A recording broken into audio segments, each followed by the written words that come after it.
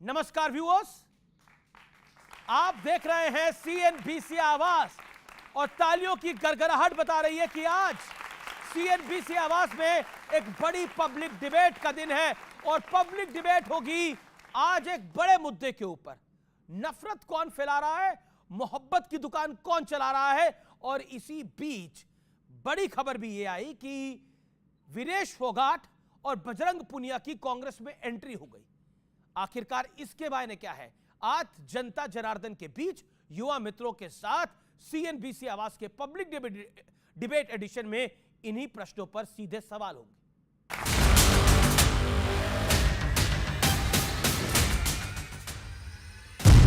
देश के इन राज्यों में जबरदस्त हलचल है। जम्मू कश्मीर में जोरदार सियासी एक्शन है।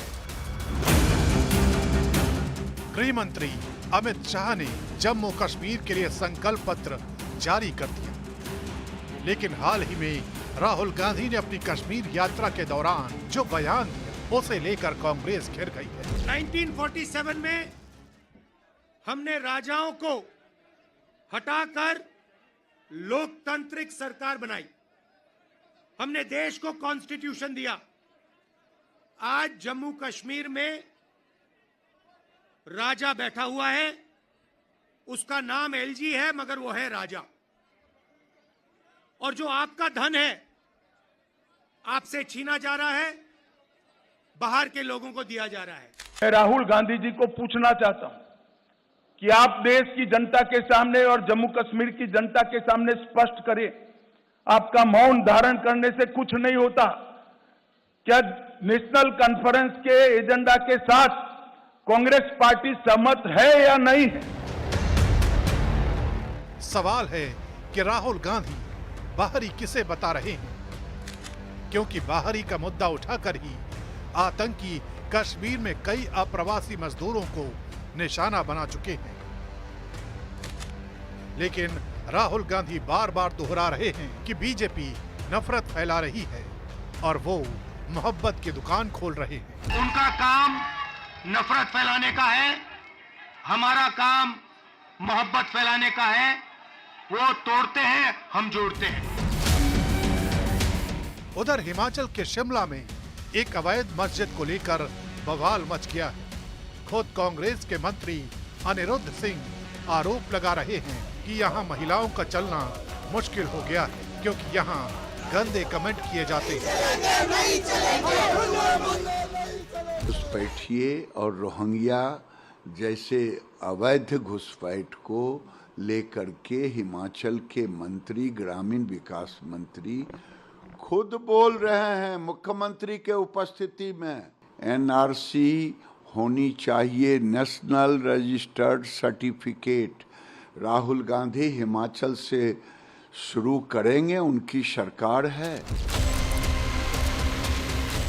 लेकिन आज सबसे बड़ा सवाल है कि लोकसभा के बाद विधानसभा की पहली अग्नि परीक्षा में किसका पलड़ा भारी है।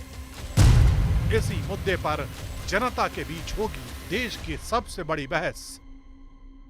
तो वक्त है अब आज की बहस के मुद्दों का। कश्मीर में मोहब्बत की दुकान से नफरत का पैगाम दिया गया। क्या लव जिहाद और आबादी असंतुलन जैसे मुद्दों पर कांग्रेस गंभीर हो रही है और कांग्रेस भी बीजेपी की लाइन को पकड़ रही है। अपराधियों के एनकाउंटर में धर्म के बाद जाति की एंट्री हो गई है। उत्तर प्रदेश की यादव पॉलिटिक्स क्यों हो रही है, और विनेश फोगाट और बजरंग पुनिया की एंट्री से क्या कांग्रेस को बूस्टर डोज मिलेगा, और आंदोलन को लेकर भी सवाल खड़े होंगे। ये कुछ बड़े महत्वपूर्ण सवाल हैं, आज इनके जवाब ढूंढने का हम प्रयास करेंगे। एक बार फिर जोरदार अभिनंदन है आपका आर पार के आज के एडिशन में। जोरदार तालियों के साथ अभिनंदन करिए हमारे युवा मित्रों का। आपका स्वागत है।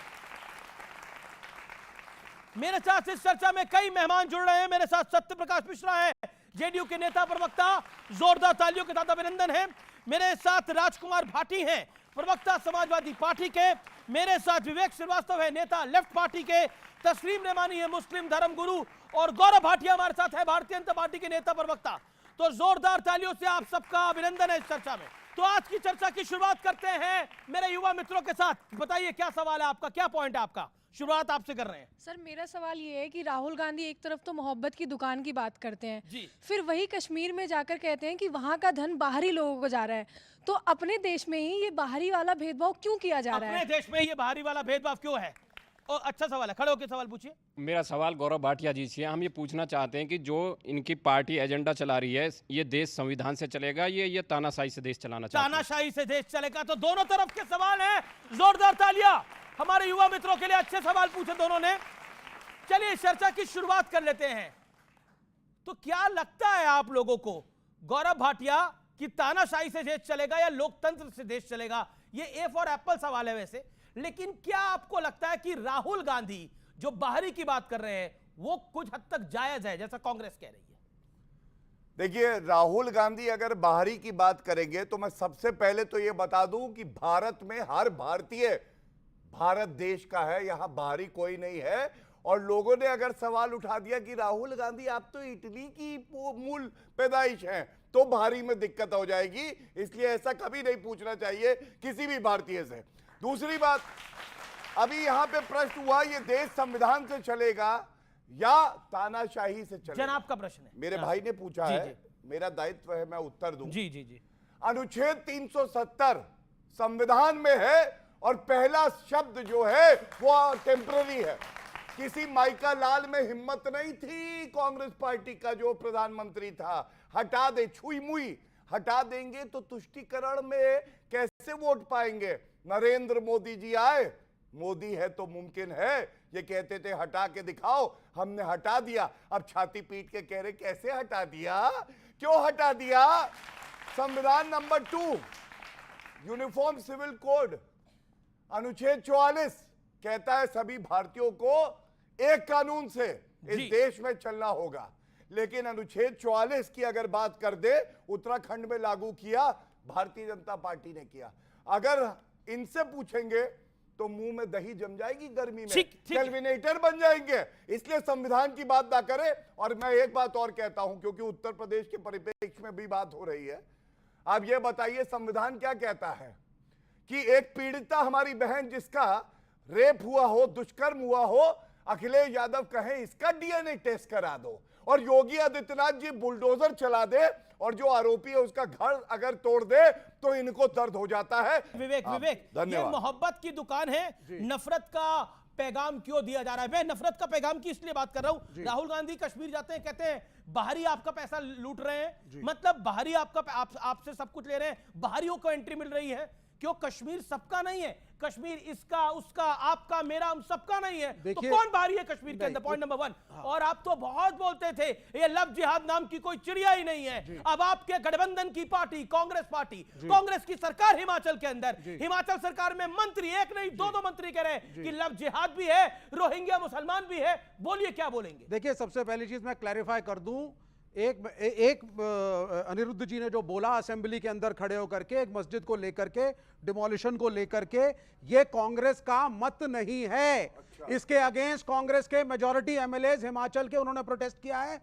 और कांग्रेस प्रोटेस्ट? हाँ नहीं, बिल्कुल कहा उन्होंने कहा है। नहीं, आप मीडिया को चेक करें, हिमाचल में कांग्रेस का मंत्री बोल रहा है वो कांग्रेस का ऑफिशियल वर्जन नहीं है। विवेक श्रीवास्तव जो लेफ्ट के नेता है वो ऑफिशियल वर्जन है ना। कमाल की बात है। बिल्कुल नहीं, India alliance Congress India alliance वो ऑफिशियल नहीं है। लेफ्ट जो बोल रही है कांग्रेस के लिए वो एक मिनिस्टर ने जो कहा है वो कांग्रेस और इंडिया अलायंस का ऑफिशियल स्टैंड नहीं है।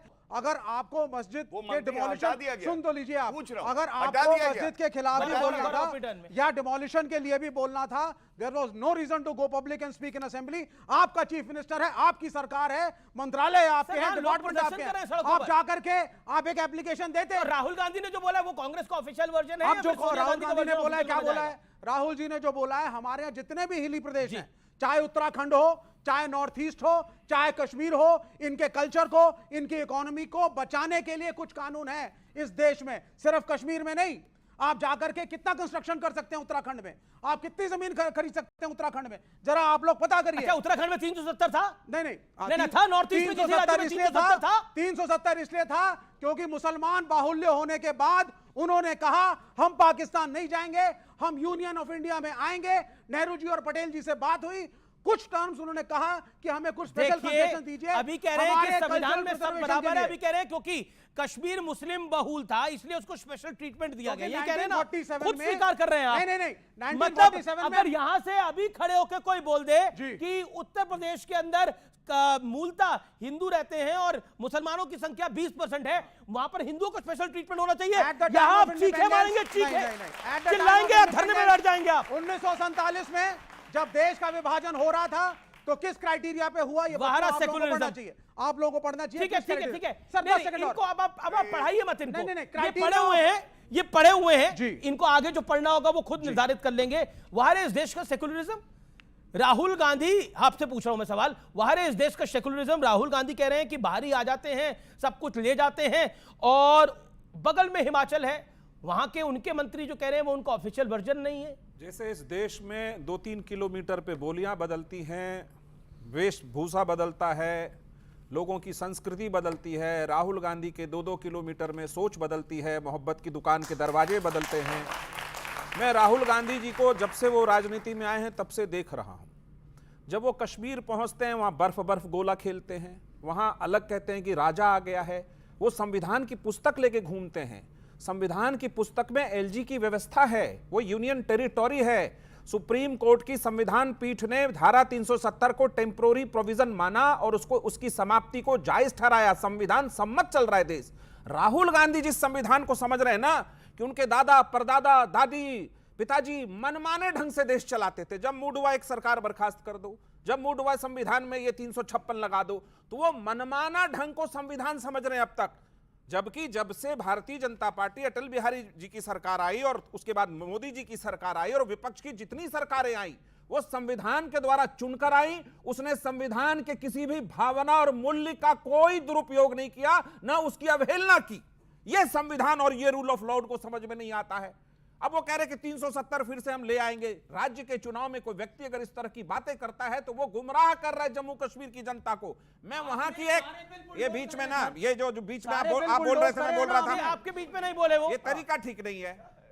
शहला रशीद जो एक जेएनयू की बहुत बड़ी एक्टिविस्ट थी, मैं उनको यहां से थैंक यू बोलना चाहता हूं कि जब वो कश्मीर गई तो उन्होंने जमीन पर कश्मीर में शांति देखी और नरेंद्र मोदी जी और अमित शाह जी के द्वारा हटाए गए 370 और तमाम तरह की कार्रवाई जो वहां पे किया गया सरकार के द्वारा, उसकी सराहना की। शहला रशीद बहुत बड़ी क्रिटिक थी मोदी जी की, बहुत बड़ी क्रिटिक थी अमित शाह जी की और जेएनयू मूवमेंट की एक बड़ी लीडर थी। वो तो नहीं कह रही कि राहुल गांधी जी के बारे में कि आपकी सरकार ने बहुत अच्छा किया। ये तरीका ठीक नहीं किया। ये विवेक क्या she is a रॉटन Apple, she is a रॉटन Apple, वो एक खराब सेब है जिसको हमने निकाल कर दिया। रॉटन एप्पल मतलब वो सड़ा हुआ सेब हो चुकी है, ये आप कह रहे हैं। बिल्कुल, मतलब नहीं इसमें हंसने की बात नहीं है। ये है एक महिला का जिसने ये आमर्यादित है, ये आमर्यादित है और इसमें किसी को मुस्कुराने की आवश्यकता नहीं है, आमर्यादित। नहीं, आई थिंक दिस इज, मतलब आप कमाल की बात कर रहे हैं। मतलब शैला रशीद के लिए तो नहीं, अभी मैं आपके तस्वीर में मानिए बड़े दिनों बाद स्टूडियो आ रहे हैं, फिर मैं राजकुमार भाटी आपके पास आता हूं। ये कांग्रेस के मंत्री को क्या हो गया हिमाचल के अंदर, क्या बोलेंगे अब आप? वो बीजेपी का है। देखिए, अगर आप सिर्फ पर्टिकुलरली कांग्रेस की बात कर रहे हैं तो मैं तो हमेशा कहता रहा हूं, कोई नई बात नहीं है। कांग्रेस में 80% लोग आज भी आरएसएस के और बीजेपी की मेंटेलिटी के हैं। और आप देखिए भारतीय जनता पार्टी में जितने एमपीज हैं, अभी जो इनके 240 एमपी हैं, 80 के करीब एमपीज तो एडीआर ने रिपोर्ट किया है कांग्रेस बैकग्राउंड के, बीजेपी के ही हैं। तो वो छटनी होने का सिलसिला है। अभी जो राहुल गांधी कह रहे हैं कि हम आरएसएस से लड़ रहे हैं, तो उनके खिलाफ विद इन दी पार्टी जो लॉबी है वो एक्सपोज होके बाहर आएगी। लोग एक्सपोज हो रहे हैं, तो ये कोई पहला बार तो उसमें सत्य भी तो है, 4 मंजिला मस्जिद बन भी तो गई है। मैं सत्य और सत्य के पे इसको अभी करने वाला कोई नहीं। अभी चाहे अवैध हो, सुनिए, चाहे सरकारी जमीन पे हो, मुंह में दही जम जाएगी। अभी मैं बीच में बोलना शुरू करूंगा, बहुत परेशान हो जाएंगे। मैं कह रहा हूँ कि अभी बोले ना आप, अभी बोले ना अभी देखिए आप उस पे पर्सनल अटैक चाहे जितने करिए, मैं डेविएट होने वाला नहीं। रेमानी साहब की बारी है, ये अनफॉर्चुनेट है, रेमानी साहब की बारी है। मैं सीधे कह रहा हूँ, ये पहली मस्जिद का किस्सा नहीं है और बदकिस्मती से आखिरी मस्जिद का भी नहीं है। भारतीय जनता पार्टी का हॉलमार्क है। रेमानी साहब पर एक सवाल मेरा है, बड़ा हम्बल सबमिशन के साथ, लव जिहाद की बात तो कांग्रेस कर रही है आज, रोहिंग्या मुसलमान की बात कांग्रेस कर रही है, डेमोग्राफिक चेंज की बात कांग्रेस हिमाचल में कर रही है। जो बात बीजेपी कर रही थी वो कांग्रेस मान रही है, उन्हें गाइड करने की जरूरत नहीं है आपको, वो बोलेंगे खुद। With in the Congress BJP mindset कर रहा है। अच्छा, और विवेक जी किस माइंडसेट के हैं? होने दीजिए। और विवेक जी किस माइंडसेट के हैं? नहीं, विवेक जी का जो भी माइंडसेट हो, मुझे मेरी बात पूरी करने दीजिए कि भारतीय जनता पार्टी की सरकार का हॉलमार्क है एंटी माइनॉरिटी होना। वो मुसलमान बड़ी माइनॉरिटी है, मुसलमान बड़ी माइनॉरिटी है तो मुसलमानों के खिलाफ सर आप गलत समझ रहे हैं। फिर हिमाचल में किसकी सरकार है? हिमाचल में सरकार किसकी है? मुख्यमंत्री किसका है? लिंचिंग करेंगे और हारने वाली पार्टी है ना, हार गई है। 2024 का चुनाव हार गई लोकसभा, और पूरा 2024 जितने चुनाव हैं बीजेपी के हारने के भरपूर आसार हैं। और एक ही मुद्दा है बीजेपी के पास, एंटी माइनॉरिटी होना, एंटी मुस्लिम होना, एंटी सिख होना, एंटी दलित होना और एंटी क्रिश्चियन होना। आप देखिए मणिपुर में क्रिश्चियन के खिलाफ क्या हशर क्रिश्चियन का किया जा रहा है। आप देखिए यहाँ पर जब किसान आंदोलन सारी सब कम्युनिटी के थे, सिख ज्यादा थे, उनको खालिस्तानी कह दिया। मुसलमानों की मॉब लिंचिंग जून से, जिस दिन से सरकार बनी है तब से अब तक मॉब लिंचिंग में कितनी तेजी मुसलमानों की आई है। इस चक्कर में बेचारा हमारा एक भाई, पर आप हिमाचल की कांग्रेस की सरकार है, ठीक रहा बीजेपी पे, ठीक रहा। ये कांग्रेस के अंदर कई, ये जवाब कर दीजिएगा विवेक जी, कांग्रेस के अंदर कई बीजेपी के लोग हैं क्या? देखिए नहीं, रहमानी साहब को जवाब। बिल्कुल, हाँ देखिए, मैंने एक शब्द यूज किया था, रॉटन एप्पल। रॉटन एप्पल क्या होता है? हमारे पास एक सेब की पेटी है, उसमें से रॉटन एप्पल है जो बाकी नहीं कर रहा, उसको उठा के बाहर फेंको। रॉटन एप्पल्स हर संगठन, हर पार्टी, हर स्कूल, हर कॉलेज में होता है। जो माहौल खराब करता है और आइडियोलॉजिकली जिस संगठन में है उससे अग्री नहीं करता। कांग्रेस की मोहब्बत की दुकान, कांग्रेस की मोहब्बत की दुकान कायम थी, कायम है, कायम रहेगी। हिमाचल में माइनॉरिटीज के लिए खड़े रहेंगे। हिमाचल में वो मंत्री का व्यक्तिगत बयान था, एमएलए उसके खिलाफ है। मस्जिद इनके समय में इनका मुख्यमंत्री था, वो मस्जिद थी, वहां कंस्ट्रक्शन हुआ।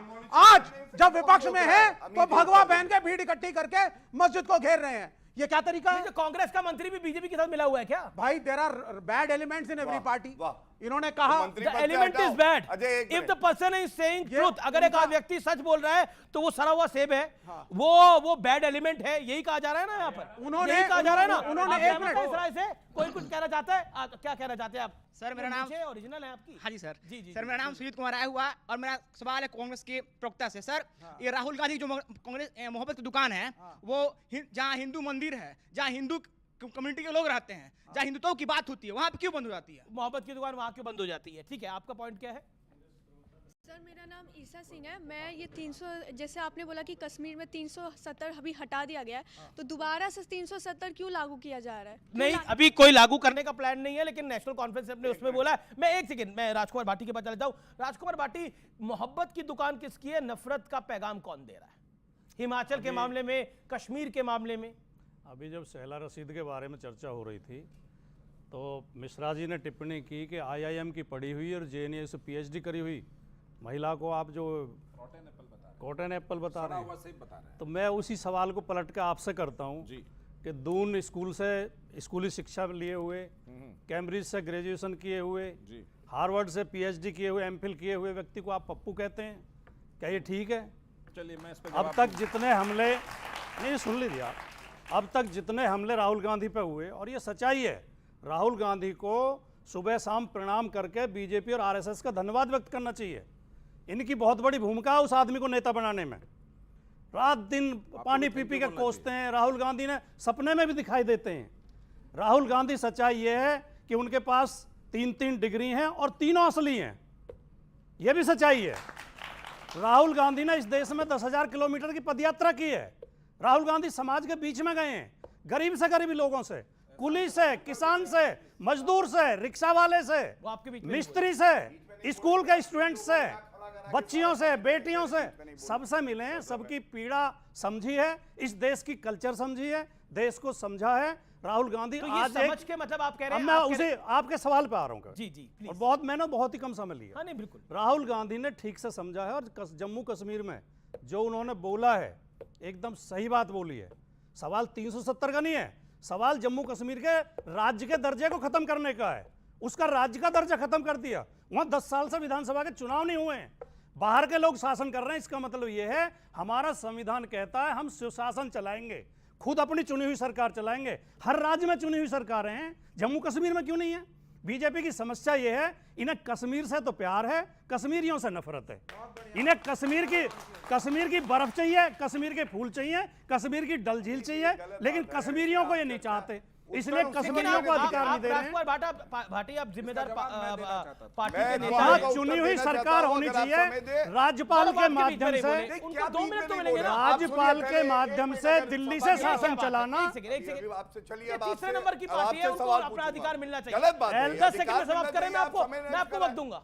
एलजी के माध्यम से दिल्ली से शासन चलाना जम्मू कश्मीर का, जम्मू कश्मीर के लोगों का अपमान है और उनके लोकतांत्रिक अधिकारों का हनन है। राजकुमार भाटी, अब आप शांत रहिए। गौरव भाटी, आपकी बारी है। पहली बात मैं आपसे सवाल पूछना चाहता हूं, ये न्यूज 18 और अमीश देवगन का कौन सा तरीका है कि विपक्ष के आप हमेशा 3 प्रवक्ता बुलाते हैं और आप सत्तारूढ़ से 2 प्रवक्ता बुलाते हैं? तस्लीम रमानी विपक्ष के प्रवक्ता नहीं है। तस्लीम रमानी विपक्ष के प्रवक्ता नहीं है। एक मिनट, वो किस पे प्रश्न पूछ रहे हैं? अरे आप लोग तो कहते थे एक अकेला सब पे भारी, अभी 3 से कर रहे हैं आप लोग। आप एक अकेला सब पर भारी हम तो दिखा देंगे, लेकिन आपकी निष्पक्षता का सवाल है। मेरी निष्पक्षता है सर, मुझे बीजेपी से सर्टिफिकेट मुझे अच्छा लगा कि आप इस वक्त दर्द बीजेपी, कांग्रेस, लेफ्ट सपा मुझे निष्पक्षता की सर्टिफिकेट नहीं देंगे सर। बुला पाए बाकी मैं देश की बात करता हूँ, आवाम की बात करता हूँ और उनके साथ खड़ा हुआ हूँ। अगर आप देश की बात करते हैं, सबसे पहले अमीश जी ये तय करिए अगली डिबेट में सत्तारूढ़ के बराबर के प्रवक्ता हो, ठीक है? दूसरी बात, अब मैं उत्तर देता हूं सबकी बात का, और तय करेगी जनता पूरे देश की एक अकेला सब पर भारी है या नहीं है, और अमीश देवगन भी उसमें इंक्लूडेड है। सुनिए, अब अहंकार है, ये जनता तय करेगी। चुप हो जाइए, सुनिए, अहंकार दिखा रहे हैं। पहले इन्हीं से शुरुआत करते हैं। बड़ा शुरू करिए। रॉटन एप्पल बोल रहे थे, सड़ा सेब।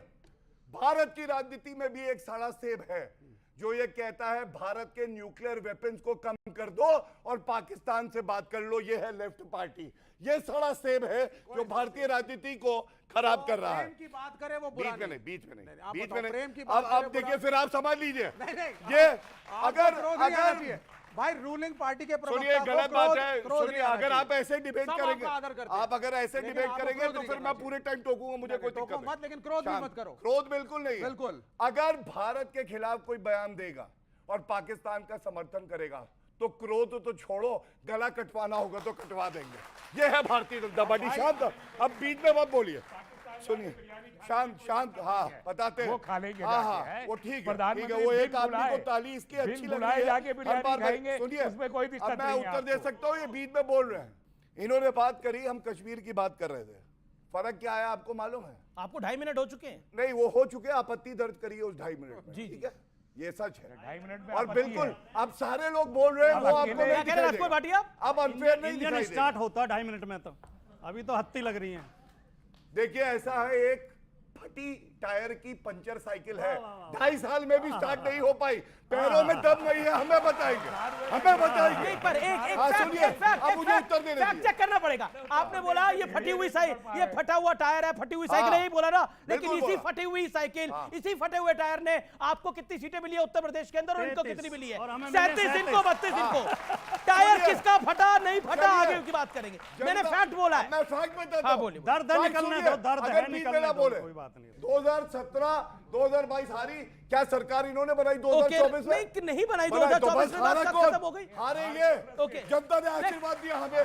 2024 का विधान लोकसभा तो आप लोग हारे हैं ना, 2024 का लोकसभा आप नहीं हारे। गौरव, अब आप अगर आप जिद पे अड़ जाएंगे तो मैं क्या करूंगा, लेकिन 2024 ओके, राजकुमार भाटी की बारी है।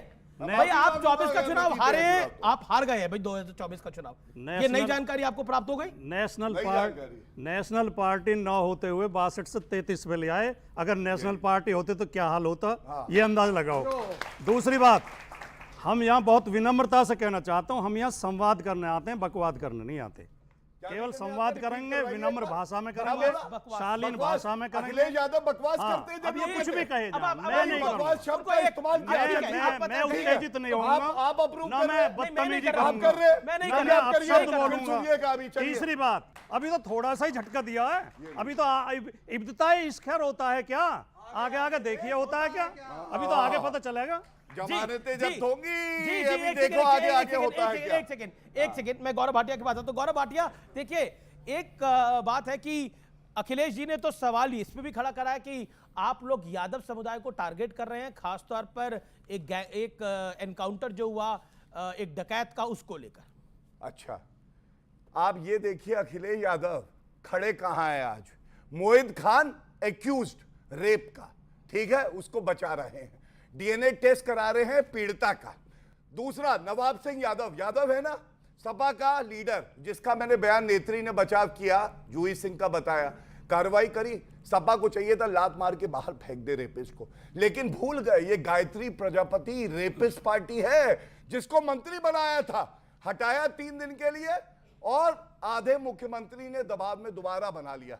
अब आपने मंगेश यादव की बात करी, आप ये बताओ, कोई अगर अपराधी छवि का व्यक्ति है, उसके ऊपर मुकदमे हैं, उसका महिमा मंडन ये करेंगे, मंत्री ये बनाएंगे, योगी आदित्यनाथ जी हैं, बुलडोजर चलाएंगे और जेल भेजेंगे, और इसीलिए जनता बार बार आशीर्वाद दे रही है। और एक बात और बता दूं, तुष्टीकरण की राजनीति पे बात हो रही थी, अमीर जी मुजफ्फरनगर के दंगे हुए थे, आपको मालूम है, पीड़ित हिंदू भी थे, मुसलमान भी थे। जी 1800 परिवारों को 5 लाख का मुआवजा दिया, वो 1800 के 1800 मुसलमान थे, और हमारी जो बहनें हैं उनके धर्म पे नहीं जाता, बलात्कार हुआ था, उनको इंसाफ नहीं मिला। और एक एक्यूज था मौलाना नजीर, चार्टर्ड प्लेन गया अखिलेश यादव का, उसको लेके आया और मुख्यमंत्री आवास पे बैठाया। देखिए, पहले तो ओवैसी धर्म की बात करते थे, सपा के कुछ नेता धर्म की बात करते थे, एनकाउंटर धर्म देख के होते हैं, अब आप लोग कह रहे हैं जाति देख के होते हैं। क्यों इतना जातिवाद आप करना चाहते हैं? क्या आपको लगता नहीं है ये गलत बयान है? दोनों तीनों सवालों के बहुत संक्षिप्त दुर्भाग्यपूर्ण बयान है। पहला सवाल उठा डीएनए टेस्ट को लेकर। डीएनए टेस्ट यूपी गवर्नमेंट ने कराया उस बेटी का, कानून की प्रक्रिया थी, तो अगर हमने मांग कर दी तो क्या गलत किया? डीएनए टेस्ट हुआ है और होता है ऐसे केसों में। दूसरी बात, इन्होंने कहा अखिलेश यादव अपराधियों को मंत्री बनाते हैं, योगी आदित्यनाथ अपराधियों के खिलाफ हैं। योगी आदित्यनाथ ने जिस दिन शपथ ली थी मुख्यमंत्री पद की, योगी आदित्यनाथ के खिलाफ 12 मुकदमे थे, और जिसमें दंगा, हत्या का प्रयास, लूट, राह रोकना, रास्ता रोकना। मेरे प्रश्न का जवाब क्या है? क्या सवाल उठे सवाल उठे। अब मैं आता हूं उस विषय पे। जी क्यों देखिए। हाँ, एक जवाब और दे दूं खाली। नवाब यादव भारतीय जनता पार्टी कार्यकर्ता है, सुब्रत पाठक का दायां हाथ था, चुनाव में समाजवादी पार्टी से बहुत पहले निकल गए, फोटो राहुल जी और अखिलेश जी के साथ है। अब मैं आता हूं आपके इस पे सवाल। अगर हम उत्तर प्रदेश के मुख्यमंत्री की कार्यशैली देखें और सरकार की कार्यशैली देखें, पिछले 4 साल से लखनऊ में हजारों की संख्या में लड़के लड़कियां आंदोलन कर रहे हैं, उनके ऊपर परसों भी लाठी चली है। किसी को पता क्यों कर रहे हैं? क्योंकि शिक्षक भर्ती में ओबीसी के साथ बेईमानी हुई, उनके पद लूटे गए। इसके लिए मैं आपसे जो प्रश्न मैं उसी का जवाब दे रहा हूं, मैं उसी का जवाब दे रहा हूं जी। उसमें राष्ट्रीय पिछड़ा वर्ग आयोग की रिपोर्ट है और हाईकोर्ट का आदेश है कि हाँ बेईमानी हुई है, भर्ती कैंसिल की जाए। क्यों हुई? जाति के आधार पर। जो सरकार जाति के आधार पर, मैं आपसे पूछ रहा हूं, आप अपराधियों में जाति क्यों ढूंढ रहे हैं? धर्म देख रहे थे, पहले आप जाति ढूंढ रहे हैं। जी, जो मुख्यमंत्री नियुक्ति में जाति देखते हो, अभी जिन 10 सीटों पर चुनाव होना है उनमें सारे यादव और मुस्लिम अधिकारी हटा दिए गए। जो ट्रांसफर में जाति देखते हो, पीछे लखनऊ में एक घटना हुई, आप अपराधियों में जाति देख रहे हैं, ट्रांसफर में जाति देख रहा है। आप अपराधी में जाति देख रहे हैं। जो सरकार नियुक्ति में जाति देखती है, ट्रांसफर में जाति देखती है, मंत्री बनाने में देखती है, वो मुठभेड़ में भी जाति देखती है। क्या बोल रहे हैं? हाँ, यस, इसका सबूत है मेरे पास। नहीं, सबूत नहीं, एक सेकंड, बड़ा आरोप लगा रहे हैं, बताइए। 207 लोग मुठभेड़ में मारे गए हैं। आप वो सूची उठा के देखें, 90% ओबीसी, दलित और अल्पसंख्यक समुदाय के लोग हैं। जाति देख के सारे काम होते हैं। जब कानपुर एनकाउंटर हुआ था, तब कौन सी जाति का था वो? नहीं, वो कौन सी जाति का था? बोलना पड़ेगा, बोलना पड़ेगा ना, पॉइंट वाइज। 10% में कौन सी जाति का था? 90% में कह रहा हूं, 90% इधर के होते हैं। गौरव भाटिया, मुझे वो दिन याद है, विधानसभा के पटल पर मुख्तार अंसारी और अतीक अहमद को योगी आदित्यनाथ जी ने कहा मैं मिट्टी में मिला दूंगा गुंडों को, और अखिलेश यादव की आंखों से आंसू आए जैसे जुड़वा भाई हूं। आप खड़े हैं गुंडों के साथ, रेपिस्ट के साथ, और योगी आदित्यनाथ जी को जनता का आशीर्वाद मिल रहा है, क्योंकि जनता जानती है जब तक उनका भाई है। अब आप जब बोलेंगे मैं आपको बताऊंगा, चिंता ना करिए। अतीक अहमद का जो एनकाउंटर हुआ, जिस तरीके से एनकाउंटर नहीं हुआ ना, आपको ये ठीक, भी नहीं हत्या पता हुआ, है। हत्या। कम से कम पढ़ लिख के तो आइए यार, पढ़े you are लिखे। left out only। अरे बाबा, no left out, you are left out। आप मेरे को उत्तर Left दीजिए। is left out। भाई आप बताइए, एक राज्य में 2 अपराधियों को आकर के एक्स्ट्रा जुडिशियस किलिंग, कैसे आप कौन तय करता है? आप बताओ। आप ये कैसे समझ बोल रहे रहे हैं? हैं जुडिशियल किलिंग? क्योंकि इन्होंने ये बात तो सपा भी नहीं बोल रही भाई। ना ना ना ना ना, इन्होंने मुख्तार अंसारी की एक्स्ट्रा जुडिशियल किलिंग थी, Yes। जबकि वो हॉस्पिटल में मर गया क्योंकि उसकी तबीयत नहीं ठीक। आपने ये एक्शन जुडिशियल किलिंग है आपको लग रहा है? एक्स्ट्रा जुडिशियस कैसे? है, कोर्ट के बिल्कुल बाहर, है। अस्पताल के बाहर खड़े होकर पॉइंट और ब्लैंक मुख्तार गोलीबारी अंसारी की को गई। बीमार था? मुख्तार अंसारी की नहीं, मैं अतीक की बात कर रहा जी, जी। हूँ। सब पॉइंट ब्लैंक गोलीबारी गोली गई। मारी क्या है। सरकार, क्या सरकार जिम्मेदार नहीं है कि एक आदमी जो पुलिस की कस्टडी में मौजूद है, Absolutely। अस्पताल से बाहर निकला है, एम्बुलेंस से बाहर निकला है, पॉइंट ब्लैंक उसको शूट किया जा रहा है और आज तक हथियारों का पता नहीं है। नहीं, और हत्यारे सरकार- arrested है। नहीं, नहीं, हत्यारे सरकार arrested है। सरकार कहाँ है? सरकार ने तो नहीं, गिरफ्तार किया। सरकार के होते हुए भी अगर एक्स्ट्रा कोर्ट में एक्स्ट्रा monitoring में जुडिशियल केस चल रहा है, इनको ये भी चाहे नहीं पुलिस की कस्टडी में हो या इनकाउंटर में हो, सरकार जिम्मेदार है। और मैं आपने तस्लीम रहमानी बोला, आपने बोला कि ये एक्स्ट्रा जुडिशियल किलिंग है, मारा गया। शासन तो कही रहे कि नहीं, शासन तो सपा का भी रहा। अब सवाल का जवाब दीजिएगा। नहीं, अब आपने सवाल का जवाब दीजिएगा। अब मैं व्यूअर्स आप याद करिए कृष्णानंद राय को, कृष्णानंद राय की किसकी सरकार में हत्या हुई थी और उसकी चुटिया काट के किस चौक पर रखी गई थी? कृष्णानंद राय को किसने मारा था? कृष्णानंद राय को? ना बोलिए कृष्णानंद राय को किसने मारा था? उसकी चुटिया काटकर चौक पे रखी गई थी और उस चुटिया को कैसे उठाया गया था? क्या आप ये कह रहे हैं कि हम भी क्रिमिनल बन नहीं, जाए, बिल्कुल पुलिस भी क्रिमिनल क्रिमिनल नहीं, बने, लेकिन हम भी आपने चुटिया बोला, काटे, आपने बोला। हम भी गोली मारे और चीफ नहीं, मिनिस्टर आपने असेंबली में बोला। बोले देखिए, कि मैं मिट्टी में मिला सरकारें तो दूंगा। चाहती है कोई वारदात ना हो, सरकारें तो चाहती है कोई वारदात ना हो, लेकिन वारदात होती है। पॉइंट ये योगी की पुलिस, हम कोई भी बात बोले चीफ उसको मिनिस्टर जिम्मेदारी ने से बोले। असेंबली में कहा था मैं मिट्टी में मिला ओके, दूंगा। Okay, okay. ये एक्स्ट्रा जुडिशियस किलिंग का जस्टिफिकेशन है। ओके, एक सेकंड। सत्यप्रकाश मिश्रा लगातार वेट कर रहे हैं। सत्यप्रकाश मिश्रा बार योगी आदित्यनाथ जब बुलडोजर की बात करते हैं तो बोलते हैं कि मिट्टी में मिला दूंगा, वो भी गलत है। तो नहीं, वो भी गलत है जैसा विवेक कह रहे हैं। तो हिमाचल में कांग्रेस के मंत्री भी लव जिहाद की बात कर रहे हैं। मुझे 2 मिनट का समय दीजिएगा। मैंने पहली बार देखा समाजवादी पार्टी विवेक अपराधियों के साथ कैसे खड़े हो रहे हैं। ये राजनीति का अपराधीकरण क्यों है? अपराधियों की कोई जाति, कोई धर्म नहीं होता, जैसे आतंकवादियों का कोई धर्म नहीं होता। ये प्लीज ये मत करिए, आप ये मत करिए।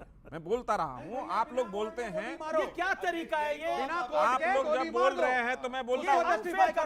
हेलो, आप जब बोलते हैं तो मैं बोलता हूं। मैं आपसे सवाल पूछ रहा हूं, बिना बाद में कोर्ट के गोली मार दें? मैं आ रहा हूं उस पॉइंट पर। चाहे पुलिस हो, आप जिसको कैसे मर्जी गोली समझ मारे। रही है कि मैं उस पॉइंट को एड्रेस नहीं करूंगा? रूल ऑफ लॉ में, कानून में ये व्यवस्था है, सीआरपीसी में, और पुलिस के पास ये अधिकार है। वो समझती है कैसे रूल ऑफ लॉ इंस्टॉल करना है, कैसे उसको एस्टैब्लिश करना है। ये एक सरकार की जिम्मेदारी है। ये कोई विवेक नहीं तय करेगा। ये कोई विवेक और सूरज और नीरज तय नहीं करेगा। ये उस देश की, उस प्रदेश की सरकार गलत होगी तो यार, प्रश्न ना पूछूं। चुप रहोगे यार। सरकार आपकी है ना यार, रुको ना। तो मैं प्रश्न ना पूछूं आपसे? रुको ना, बोलने तो दो। ये क्यों बीच बीच में बोल रहे हैं? क्योंकि उनको मेरी बात से दर्द उठ रहा है। मेरा मानना है कि जो भी इनकाउंटर उत्तर प्रदेश से लेके कहीं किसी राज्य में हुआ है, दिल्ली में भी हरियाणा बॉर्डर पे इनकाउंटर भी हाल फिलहाल हुआ, उसकी जांच होती है। राष्ट्रीय मानवाधिकार आयोग हर एनकाउंटर की जांच करता है कि इनकाउंटर जायज था या नाजायज था। बाटला हाउस में इनकाउंटर हुआ, राष्ट्रीय मानवाधिकार आयोग ने कहा कि वो इनकाउंटर जायज था। तो जब पूरे देश की संवैधानिक संस्थाएं इनकाउंटर की जांच करती है, आप सुप्रीम कोर्ट तक पहुंच सकते हैं, फिर आप कैसे किसी को कह सकते हैं कि जाति के नाम पे कर रहे हैं? मैं माइक फेंक दूंगा मुंह पर। मैं बता रहा हूं, ये तरीका, मैं एक बार नहीं बोला, ये तरीका ठीक नहीं है। ये क्या तरीका है तुम्हारा? आराम से एक प्रश्न पूछा। अरे प्रश्न नहीं पूछते। मेरा कहना है, अभी मैं आता हूं, जब आप अपराधियों की जाति देखेंगे और उसके समर्थन में कोई पार्टी खड़ी होगी, समाज से अपराध समाप्त नहीं होगा। ये नहीं हो सकता। अभी बिहार में एक अमानवीय हरकत एक चोर के साथ किसी ने किया, उसके प्राइवेट पार्ट में मिर्ची डाल दी। तेजस्वी यादव का ट्वीट था, पढ़ लीजिएगा, कि अल्पसंख्यकों और पिछड़ों के साथ अत्याचार हो रहा है। जब वो माई समीकरण वाला मुस्लिम निकला, उनके मुंह में दही जम गया। मतलब आप कैसे अपराधियों के साथ खड़े हो रहे हैं? ये अतीक अहमद के साथ खड़े हो जाते हैं, मुख्तार के साथ खड़े हो जाते हैं। क्यों?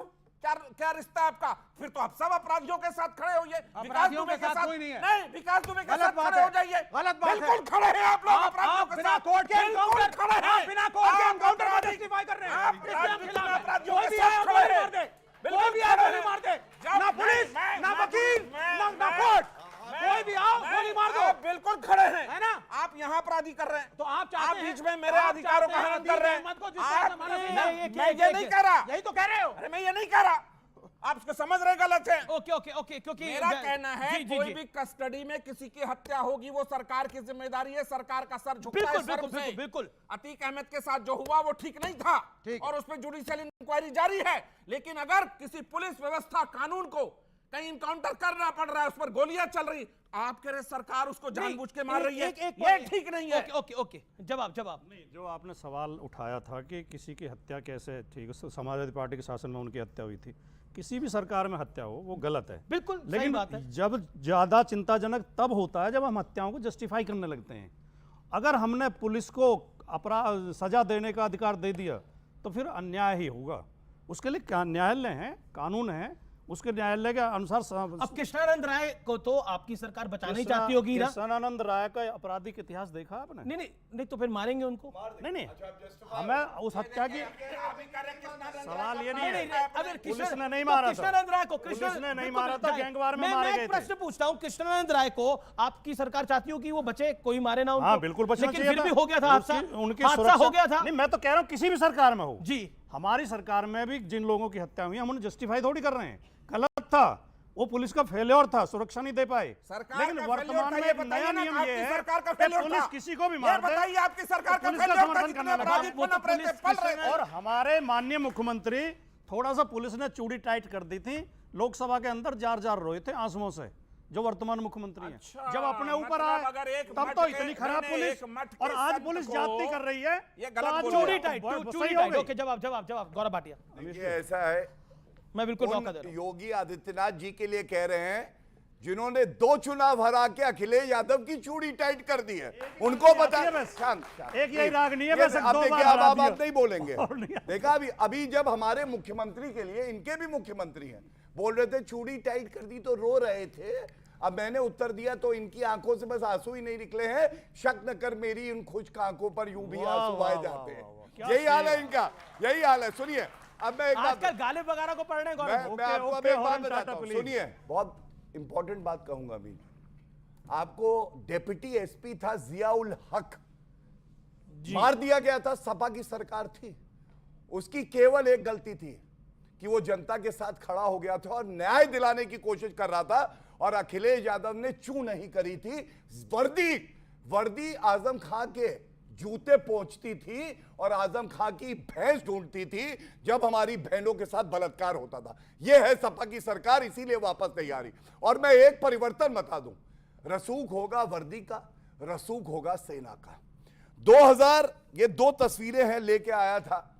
देखिए, ये 2014 से पहले यासीन मलिक मनमोहन सिंह का गेस्ट बन के चाय पीता है प्रधानमंत्री आवास पे, और उसके बाद 2014 के बाद बाल पकड़ के खींच के डाला है जेल में, क्योंकि 5 एयरफोर्स ऑफिसर को मारा इसने, और ये लोग मुकदमा नहीं चला पाए। मुकदमा चलाया तो बीजेपी की सरकार और मोदी जी ने।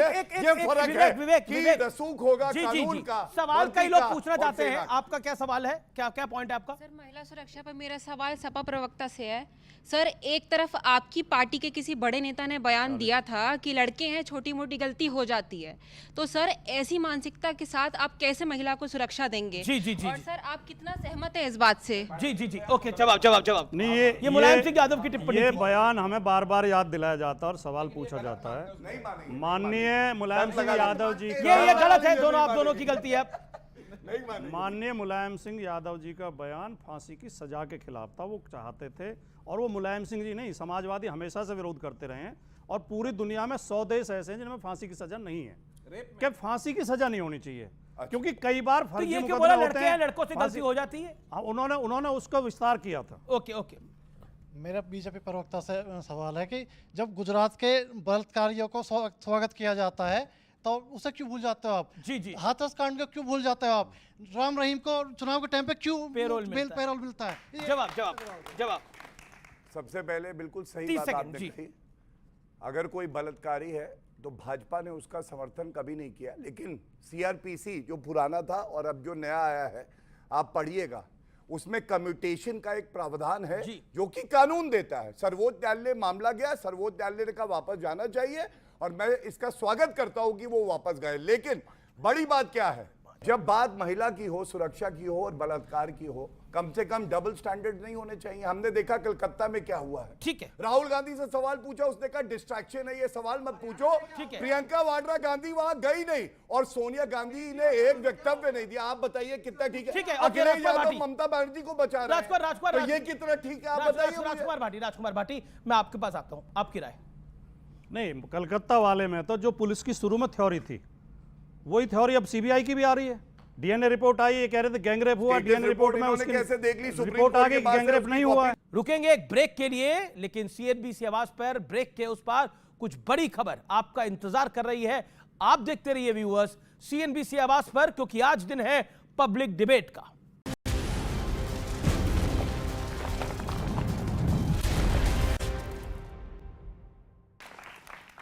वेलकम बैक व्यूअर्स, आप देख रहे हैं सीएनबीसी आवाज पे टक्कर का पब्लिक डिबेट एडिशन। और इस दौर में मेरे यंग फ्रेंड्स आपसे कुछ महत्वपूर्ण सवाल पूछेंगे, यानी नेताओं से महत्वपूर्ण सवाल पूछेंगे। इस दौर में बात करेंगे हम विनेश फोगाट और बजरंग पुनिया के कांग्रेस ज्वाइन करने से क्या होगा। क्या यह कांग्रेस का मास्टर स्ट्रोक है जैसा कांग्रेस कह रही है? इस दौर में हम इसकी बात करेंगे। ये विनेश फोगाट और बजरंग पुनिया आज कांग्रेस को ज्वाइन कर गए, तो अब सवाल खड़े हो रहे हैं, ये जो आंदोलन था, ये जो पूरा मामला था, ये क्या कांग्रेस स्पॉन्सर्ड था? ये कुछ लोग सवाल खड़े कर रहे हैं।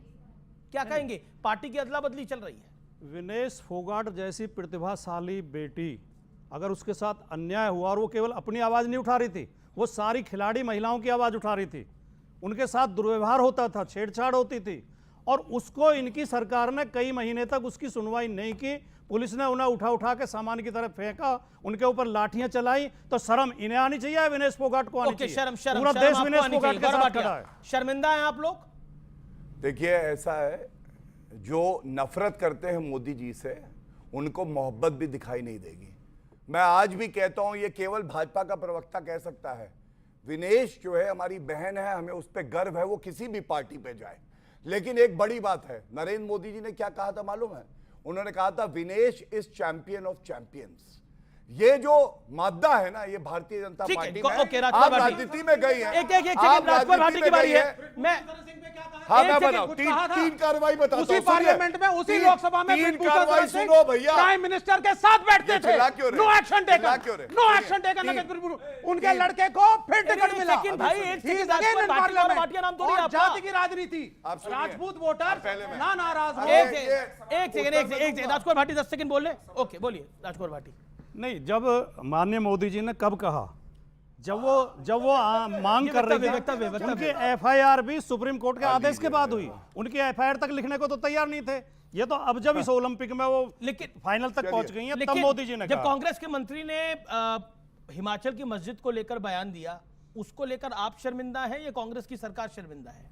नहीं, ये पहली बात तो हिमाचल का मसला, हम उत्तर प्रदेश की राजनीति, तो देश का तो मसला है। दूसरा, इसका जवाब कांग्रेस से लेना चाहिए। तीसरी बात ये जो हरियाणा का भी आप जिक्र कर रहे थे, हरियाणा में भारतीय जनता पार्टी की जमानत जब्त होने जा रही है। पूरे प्रदेश हरियाणा में बुरी तरह भारतीय जनता पार्टी हार रही है। 250 नेता इनके कल ही पार्टी छोड़ चुके हैं और बीजेपी की हालत बहुत खराब है, बहुत खराब है। जवाब, हम वो दरिया हैं जिसे अपना हुनर मालूम है, हम जिस तरफ चल देंगे रास्ते बन जाएंगे। तीसरी बार हरियाणा में हम आएंगे। सुनिए, बीच में अब देखिए, रास्ते तो बने हुए हैं। आप माइक पकड़े, विवेक जी, रास्ते तो बने हुए, रास्ते तो राम रहीम और आसाराम की तरफ है। विनेश फोगाट और बजरंग पुनिया की तरफ कहां रास्ते? इसीलिए रास्ते तो आसाराम और राम रहीम की तरफ है। कौन सा तरीका है? तो